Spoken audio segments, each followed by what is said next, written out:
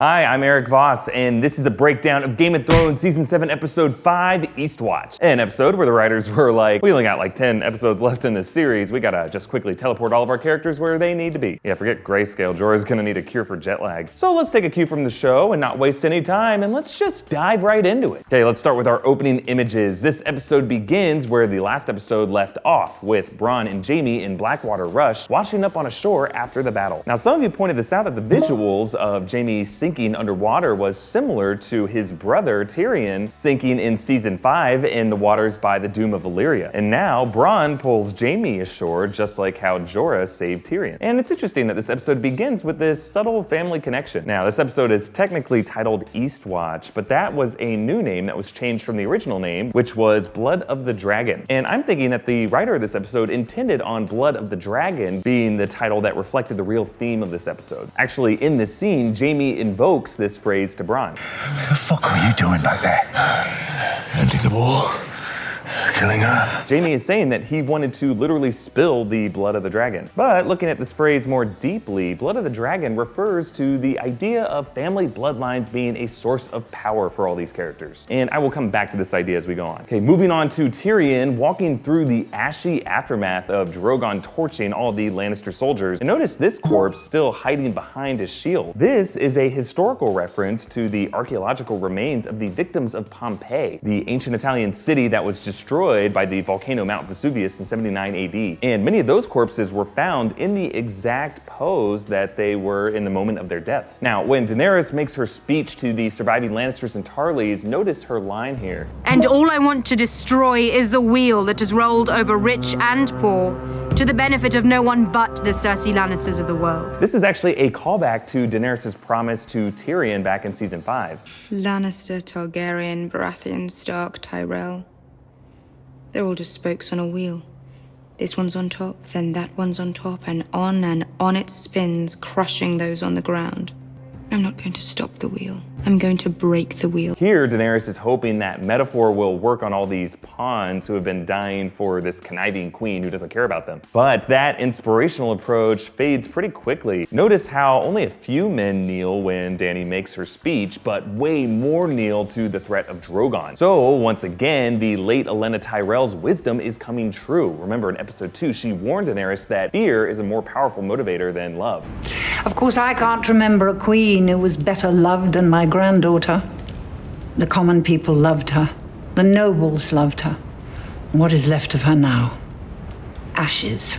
They won't obey you unless they fear you. But really, neither of these tactics work on Randall and Dickon Tarly. Actually, notice their armor here. It's covered in ash, but there are fresh blood stains on top. So even after Drogon dropped in and started turning all their men into ash, these two still fought bravely and took down some of the Dothrakis with them. Now, of course, Dany's decision to burn this father and son alive makes her parallel to her father, the Mad King. He burned Ned Stark's father, Rickard, and his older brother, Brandon, with wildfire, and Varys actually describes the horror of witnessing this exact event in detail later this episode. When the hair caught fire and the smell of the burning flesh filled the throne room, I'm not the one doing it. Now, yes, it's true that Daenerys might be embracing Olenna's advice to be the dragon a little too much here, but I would say this is Daenerys' only option. Unlike her father, she wasn't just torturing these men for fun, she's delivering on a promise that she made very clear to them. Actually, there's another past character that Daenerys is more closely following in the footsteps of, who I think she should be more careful about not repeating his mistakes, Stannis Baratheon. Let's actually take a moment to look at all the ways this episode makes these two characters parallel. One, they are both ambitious, rightful monarchs, anxiously biding their time on Dragonstone as they explored options to invade Westeros mainland. Two, at this point, they had both suffered major naval defeats. Three, they both burn people who don't bend the knee to them. Dany burned the Tarleys just like Stannis burned Mance Rayder. Actually, while we're on this subject, remember last episode, Daenerys said the same line to Jon that Jon said to Mance, right before that happened. Isn't their survival more important than your pride?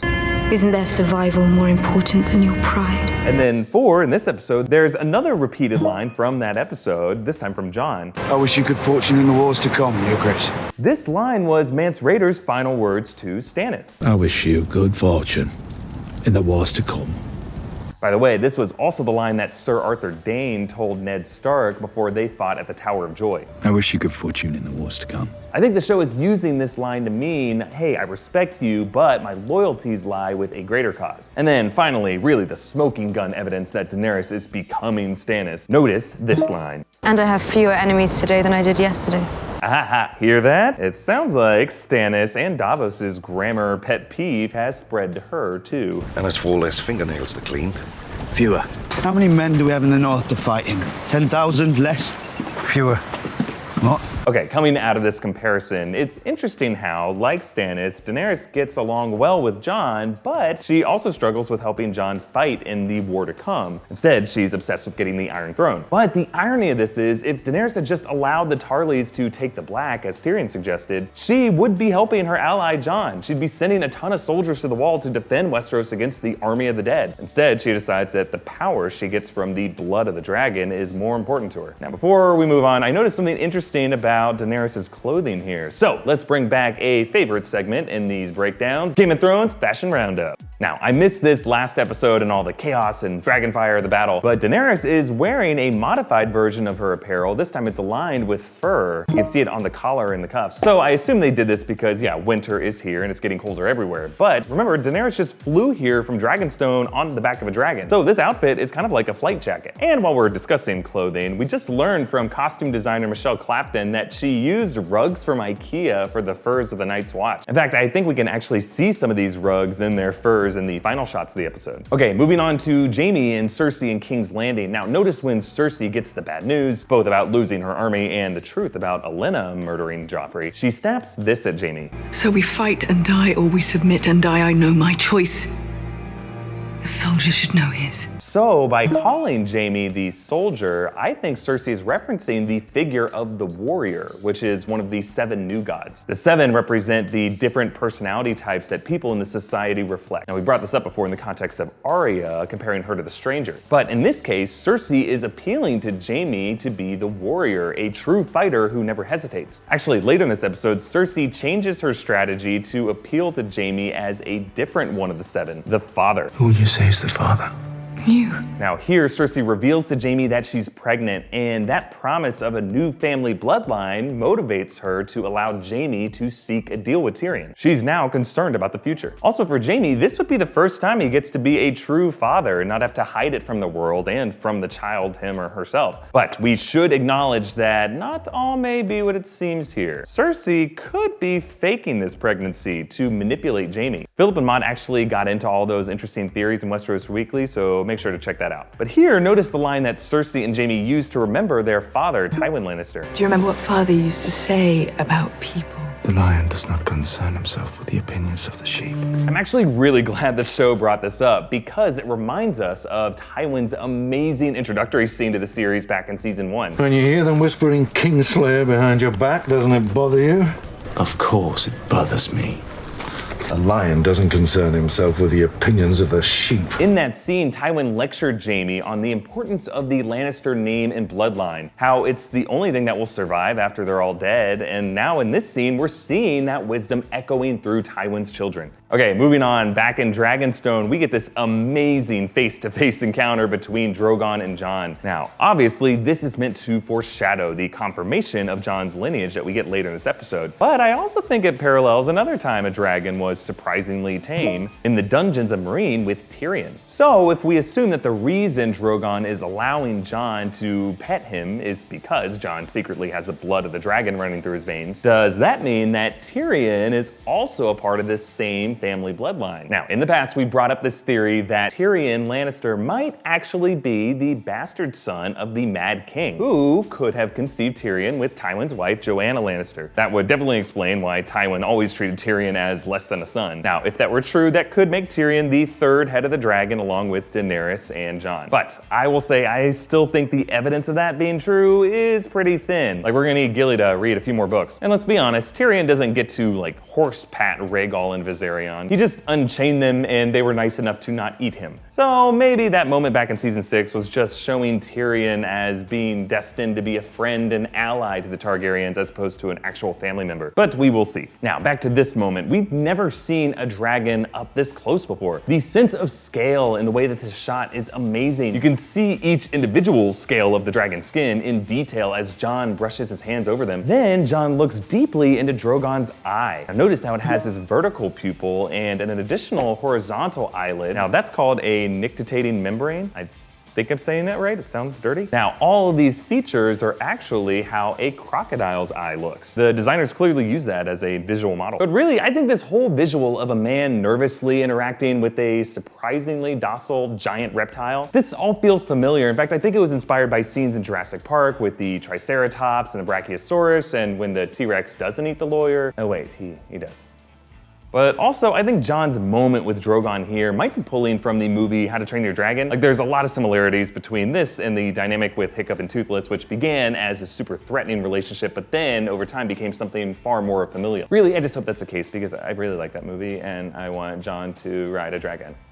Now, it's interesting here that Daenerys brings up that time when Davos accidentally let slip that Jon got stabbed in the heart. Now remember, the possibility of resurrection is something that Daenerys has considered before. Just like Jon Snow, Dany's former husband, Khal Drogo, was also mutinied against and was stabbed in the torso and later died from those wounds. And Daenerys resorted to dark magic to try to bring him back to life. So this idea of Jon having done that successfully is something that she's not gonna shake. But then we get this dramatic turn of Jorah Mormont. And I like how the Dothraki was like, okay dude, walk directly behind me so Khaleesi can't see you at first. Oh man, she's gonna be so stoked. Now Jon here brings up the fact that he served Jorah's father, Jeor Mormont, in the Night's Watch. But one thing that doesn't come up is the fact that Jon possesses Longclaw. That's the Valyrian steel Mormont sword that was technically Jorah's birthright. Now Jon isn't carrying it this second because the Dothraki confiscated their weapons, but according to some rumors, there was some scene that might have been deleted from this episode or might be in the next episode where Jon and Jorah talk about this. I don't know, we'll see. Okay, moving on to the north, where Bran is warging through these ravens like they're spy planes. Notice how their eyes quickly go white and then back to normal, kind of like camera flashes, as if he's toggling around the different angles. Then, when the Night King terrifyingly locks in on him, the ravens scatter and Bran's connection is severed. So what is going on here? Now, some people have suggested that the Night King might be a warg as well, and Bran just signed out so that the Night King couldn't connect with his consciousness through these ravens. I'm not sure if that's the case. I think we would have seen the Night King's eyes turn white. But it is likely that the Night King has some supernatural power. For example, he might have intentionally jammed Bran's signal here, scattering these birds. Or maybe he just frightened Bran and Bran decided to leave. I mean, come on, he's spooky. Okay, moving on to Old Town, and we see the letter that Vulcan sent them on Bran's behalf. And it's a little hard to make out here, but we do get a clearer shot of the version that was sent to Jon later in Dragonstone. So let's dive into another favorite New Rockstars segment, Zoom in Enhance. Okay, let's see. When you flip it, it kind of looks like Jon is just holding it out for us to read. Thanks, Jon. Okay, let's see. Your brother Bran has returned from beyond the wall, possessed of super freaky abilities. He can see across vast distances, though only at the heart tree of Winterfell. Yeah, that sounds right. He warns that the army of the dead is marching on the wall near Eastwatch by the sea. And maybe Jon's finger was covering the part about Arya having returned because I don't see that anywhere. Anyway, I assume the version that Vulcan sent to the Maesters included a bunch of hilarious Maester jokes, like a few disses to Lodos maybe. Lodos. But also some requests to get the word out to everyone else in Westeros. Unfortunately, pay close attention to the tidbit that Ebros drops at the end of the scene. Ravenry was falling apart the last time I checked. It sounds like the primary way that the Citadel communicates with the rest of the world, the Ravenry, is not the best condition to get the word out about this army of the dead, even if they wanted to. But these catty old Maesters dropped a few other interesting details in this scene if you listen closely. It brings to mind the work of Jenny Holstone, the charlatan who claimed descent from the children of the forest. Don't forget the prophet Lodos, who promised that the drowned god would rise up and destroy Aegon the Conqueror. Lodos. Yeah, we heard what you said, old man. So they just referenced two figures from the history of Westeros in the A Song of Ice and Fire books, which might have some bearing on where the show is headed. So let's dive deep into these in a new, thoughtful segment that I'm calling, well, in the books. Okay, so first, one Maester jokes about Jenny of Oldstones. Well, in the books, Jenny of Oldstones was a common woman who married Duncan Targaryen, who was uncle to the Mad King, but he gave up his birthright by marrying this commoner. Now, Jenny of Oldstones is this mysterious figure who they've written songs about, but she had a friend who was a wood witch, whom some book readers believe is actually the same person as another character in the books known as the Ghost of High Heart. She's a tiny old woman with red eyes who cryptically predicts events of the future for the Brotherhood in the Riverlands. She predicted the death of Balon Greyjoy and the emergence of Lady Stoneheart, and the fact that the prince or the princess that was promised would be the descendants of Aerys and Rhaella Targaryen. Now, what does any of this have to do with the show? I think even mentioning Jenny of Oldstones and her Children of the Forest connection could just be a throwaway reference to this theory from the books, but knowing this show, I think there's a good chance it'll come into play. So I think these old a-holes in the Citadel are going to be proven wrong, and there actually was someone descended from the Children of the Forest somewhere in the Riverlands who's going to come into the show. Maybe some adaptation of the Ghost of High Heart, or the Ghost of High Heart herself, or some other new character who will reveal a key insight about the Children of the Forest and the White Walkers. Now, the second alleged crackpot that they bring up is Lodos, who claimed that the Drowned God would rise up and defeat Aegon the Conqueror. Well, in the books, Lodos was king of the Iron Islands during Aegon's conquest, and he claimed to be the son of the Drowned God. He called upon the Drowned God to send his krakens to sink Aegon's fleet, and when that didn't happen, he filled his pockets with stones and walked into the sea to talk to his father. And unfortunately, a lot of the good men and women of Pike followed him into the sea, and for years their bodies kept washing up on the shores. And again, these old-timers can laugh all they want, but I think some version of this prophecy may end up coming true. In fact, think about it. Daenerys is the descendant of Aegon the Conqueror, and she's almost exactly following his footsteps of his conquest. Meanwhile, perhaps Daenerys' biggest threat is the Drowned God Euron Greyjoy. We don't know where his fleet is. I assume it's still laying siege to Casterly Rock, but honestly, we have no idea. He has zipped back and forth across Westeros like it's nothing. I actually suspect that Cersei plans to use Euron to undermine whatever agreement she plans to make with Daenerys. And if that happens, in a way, it'll prove crazy old Lodos right. The Drowned God will have risen up against this Targaryen dragon conqueror. Okay, moving on to Dragonstone and this interesting chat between Tyrion and Varys. There's actually a second scene playing out in the subtext if you pay attention to the cup that the two of them are drinking from. But first, we should talk about Tyrion's drinking. Tyrion loves drinking. In fact, the first time we see him in season 1, he was shotgunning ale and enjoying something else. Now, over the course of the series, Tyrion has used wine to hide his fear of responsibility. Kind of like when you get loaded just to, numb the shame of the mistakes that you're inevitably gonna make. Yeah, I'm talking from experience. Shut up! Now remember, Tyrion got sloshed on his wedding night with Sansa, threatened to castrate the king, all because he feared the responsibility of being a husband in this forced political marriage. Then later, when Tyrion was in exile, Varys arrived and kind of took on the role of an AA sponsor, calling out his drinking and pushing him to clean up his act and play a role in saving the realm. You already drank yourself across the narrow sea. In a box. Why stop now? Last season, Tyrion's drinking persisted when Daenerys disappeared and Meereen was left to him to run. In fact, you could say that recklessness ended with that bad deal with the slavers when they betrayed him. And this season, until this point, we actually haven't seen Tyrion drink on screen at all. Now, I'm being technical here. He was holding some wine at the beginning of episode 2, but he walked out of frame before we saw him actually sip it. Regardless, he has been arguably more sober this season than ever before. But now, after seeing his family's army turn to ash, he needs a stiff drink. But Varys is back in the role of AA sponsor. He snatches a cup away from Tyrion, he sips it and winces because he doesn't like the taste of wine, but he downs it anyway so that Tyrion can't. Now, of course, Tyrion just refills a cup. But Varys' point is clear here. Daenerys is not her father. And she never will be. With the right counsel, you need to find a way to make her listen.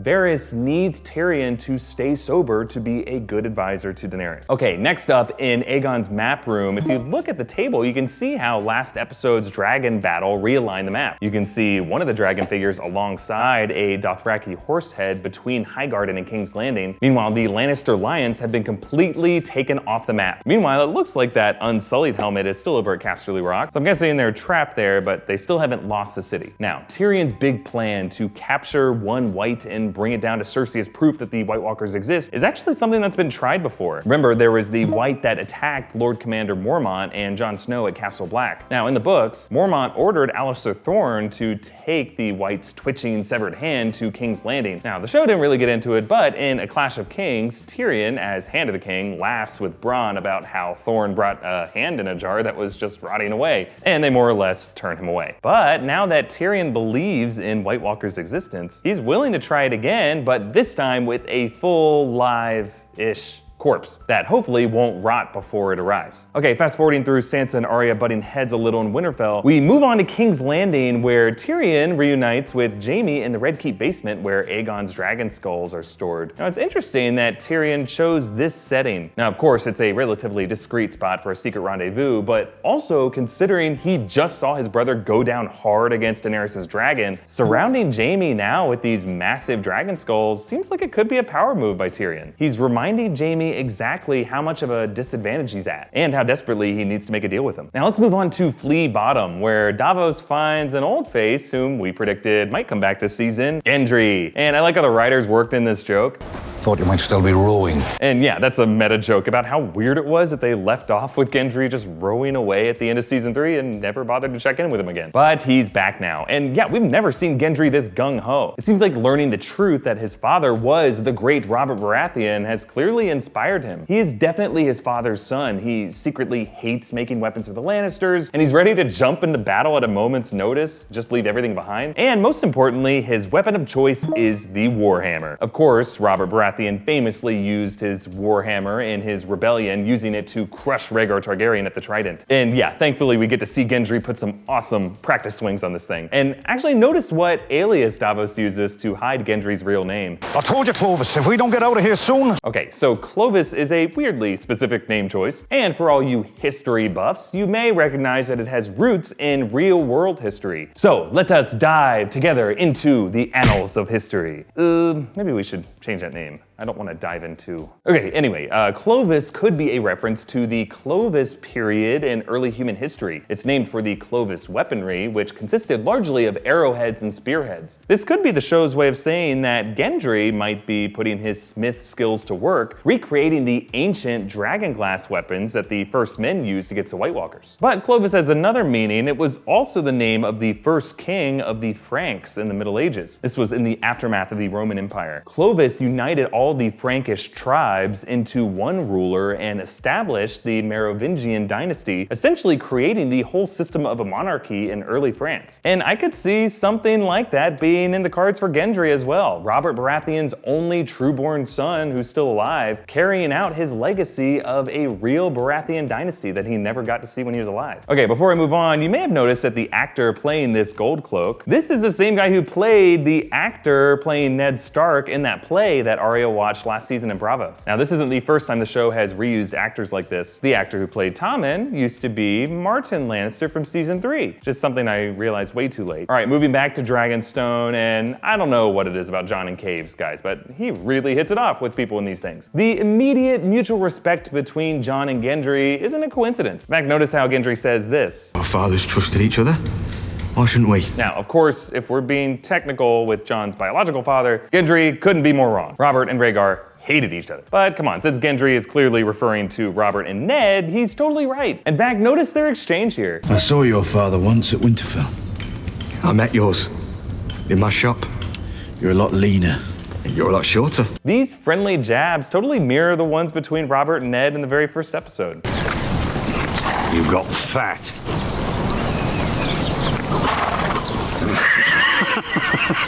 I'm just excited to see the spirit of Ned and Robert's friendship living on in their bastard sons. Now, speaking of Jon's lineage, we gotta move on to the Sept of Baelor-sized bombshell that this episode dropped, with Gilly telling us crucial information that Sam doesn't care about. What does annulment mean? It's when a man sets aside his lawful wife. Maynard says here that he issued an annulment for Prince Rhaegar and remarried him to someone else at the same time in a secret ceremony in Dawn.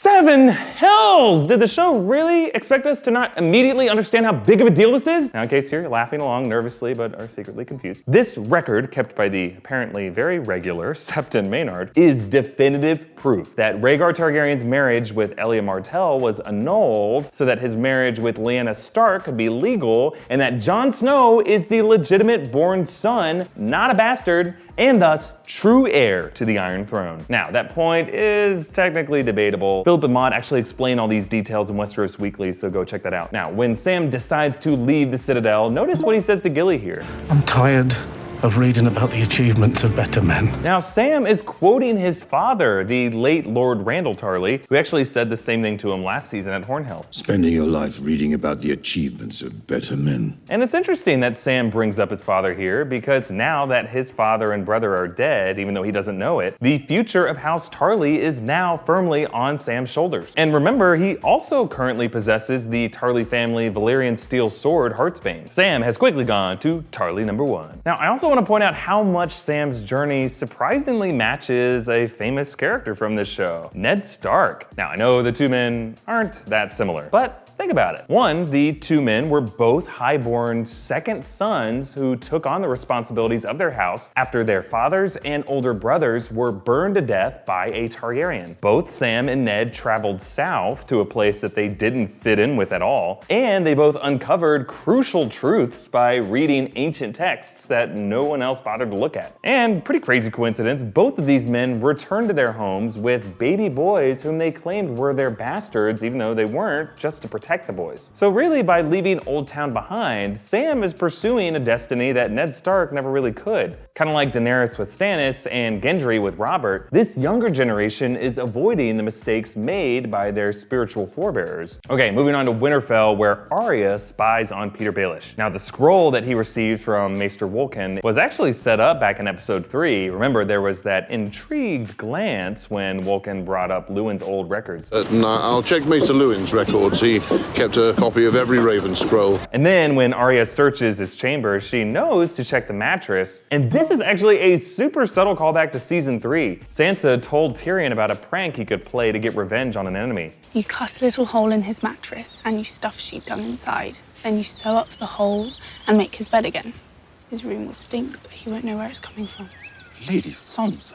My sister used to do that when she was angry with me. So yeah, basically Arya left all these little shitholes and mattresses all over Winterfell, so she knows it's the perfect place to hide something. Now, taking a look at this scroll, we're gonna need another round of zooming in. Oh, I guess the show already kind of zoomed and enhanced for us. Now, we can't see all of the letter here, but we have already seen this letter on the show before. In season 1, Cersei and Peter Baelish more or less forced Sansa to write this letter to her brother Robb.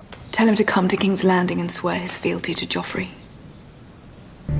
Sansa wrote this. It is your sister's hand, but the Queen's words. And based on Littlefinger's suspicious look as Arya leaves his chamber, clearly he's using this old letter to try to turn Arya against her sister by making Arya think that Sansa betrayed her family in favor of the Lannisters. But, my opinion, this isn't gonna work. Arya is smarter than this. Remember in Braavos, when that waif was stalking her, she was able to outsmart the waif and lure her into her own trap. And guys, we just saw her infiltrate the twins and take out the entire House Frey. Now, Peter Baelish may be the cleverest enemy Arya has ever faced, but I wouldn't be surprised if there was another layer to the spy versus spy game between the two of them, and that Arya knows that Littlefinger's trying to trick her. So she's tricking Littlefinger, who's trying to trick her, and she's trying to trick him back, and it's trickception.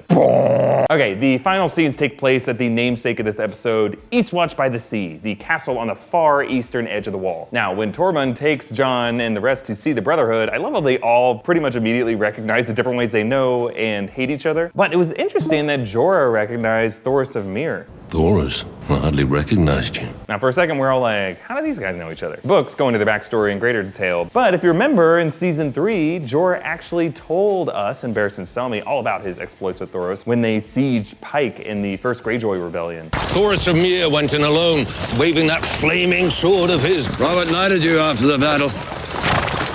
Proudest moment of my life. Then Beric Dondarrion says this interesting line. Here we all are, at the edge of the world, At the same moment, heading in the same direction for the same reason. Edge of the World is also the title of a text written by Maester Balder about his time serving the Night's Watch at Eastwatch by the Sea. Now, guys, this motley crew is really the best fantasy team of fighters that you would want to see on any mission on the show. In fact, 4 of them are men who, more or less, have come back from the dead. Now, they are fighting the dead. And the fact that there are 7 of them may be a reference to the Magnificent Seven, or the Seven Samurai, the Akira Kurosawa film that it was based on. Now, both these films are classics, and they're stories about 7 eclectic warriors who overcome their infighting for a noble cause. Of course, we'll see more of this A-Team next episode, but I assume that's how it's gonna go down. I also think there's a deeper significance to the number 7 here, so let's activate a late in the episode theory time. Okay, so you may have noticed that these 7 men kind of correspond to the 7 new gods. The father, the mother, the crone, the maiden, the warrior, the smith, and the stranger. And what I love about this is that would set up next week's conflict as new versus old, the new gods versus the old gods of the north, the magic of the children of the forest in the form of the army of the dead. Okay, so who's who? The father represents justice. Now, you could say this is Jon, who's the leader of the pack. He kind of fits that role, but personally, I think Beric Dondarrion is a more accurate father type. Look back on all of his episodes. He's always been the purveyor of justice. In season 3, he allowed the Hound to a trial by combat. And then later, when we rejoined him in season 6, he was hanging bandits for what they did to Brother Ray and his people. Okay, next, the mother represents mercy. Now, not many of these characters have been that merciful, except Jon. He showed the mother's mercy even when it cost him the trust of his own people. He spared Mance Rayder a painful death, he rescued wildlings at Hardhome, and recently he pardoned the Karstark and Umber children. Okay, next up, the crone represents wisdom and foresight. And yeah, I would say Thoros of Myr fits that description best. As an agent of the Lord of Light, he recently helped the Hound see his destiny in the flames. Total crone. Now, all of these men could be the warrior. In fact, that's probably the one they'd all call dibs on. The warrior, of course, represents fierceness and battle. And really mostly because this character doesn't fit really any of the other personality types of the 7, I think Tormund Giantsbane is the purest warrior of this bunch. Okay, next, the maiden represents purity and innocence. And out of all of these characters, the youngest, most innocent, and the most untested of them is Gendry. Now, I know what you're saying, Gendry is literally a smith, so you'd think he'd be the smith. But I actually think the Hound is a better fit for the smith, because the smith represents labor, and when Sandor came back to the show last season, what was he doing? He was building a sept, manual labor. His whole thing now is to try to be constructive after spending so many years destroying things. So spiritually, at least, I think the Hound is more of a smith than any of these others. Now, that leaves us with the stranger, the figure clouded in mystery who represents death. Now, of this 7, Jorah Mormont is the closest to the stranger. Since his exile from Westeros, he has wandered the lands, shifting loyalties, and often bringing death. And yeah, guys, his grayscale made him pretty unrecognizable at the beginning of the season. Now, that's just my interpretation of it, but let me know how you would cast these men into the different roles down in the comments. But for now, let's move on to our closing images. Now, the dream team here is heading north with Jon leading the pack. I love this shot. Remember, this episode's original title was Blood of the Dragon, and even though Jon doesn't yet realize it, his Targaryen bloodline is definitely giving him power here. He was just face to face with the dragon, and he can face whatever waits for him beyond the wall.